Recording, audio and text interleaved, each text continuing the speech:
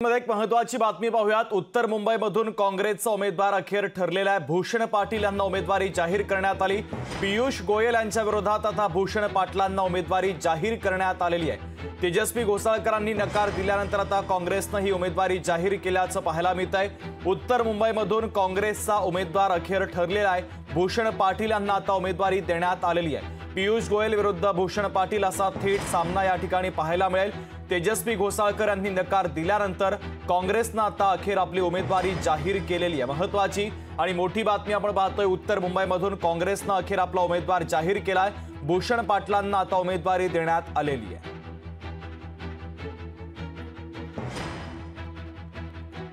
तर महत्त्वाची आणि मोठी ब्रेकिंग न्यूज आपण पाहतोय। उत्तर मुंबईमधून काँग्रेसचा उमेदवार अखेर ठरलेला आहे। अजय अडसूळ आपले प्रतिनिधी अधिकची अपडेट देतात। अजय, नक्कीच पाहायला गेलं तर उत्तर मुंबई या मतदारसंघातील मुंबईतील ज्या दोन जागा आलेल्या आहेत त्या महाविकास आघाडीच्या वाट्याला ज्या दोन जागांपैकी एक काँग्रेसच्या जागेचा उमेदवार अद्याप जाहीर करणं राहिलेलं होतं। अवघे 2 ते 3 दिवस उमेदवारी अर्ज दाखल करण्यासाठी शिल्लक राहिलेले आहेत। मात्र आता जी काँग्रेसच्या गोटातून जी बातमी येते, भूषण पाटील यांचं नाव जाहीर झालेलं आहे। यांची लढत थेट केंद्रीय मंत्री जे काय भाजपाचे उमेदवार आहेत खासदार पियुष गोयल यांच्या समोर होणार आहे। कुठेतरी मराठी विरुद्ध मराठी चेहरा या ठिकाणी रंगत आपल्याला होताना पाहायला मिळत आहे। भूषण पाटील हे मराठी चेहरा आहे, त्यामुळे पाहणं महत्त्वाचं ठरणार आहे। या ठिकाणी एकूणच कशा पद्धतीचा प्रचारात एकूणच मुद्द्यावर कुठल्या मुद्द्यावर ही निवडणूक होणार आहे।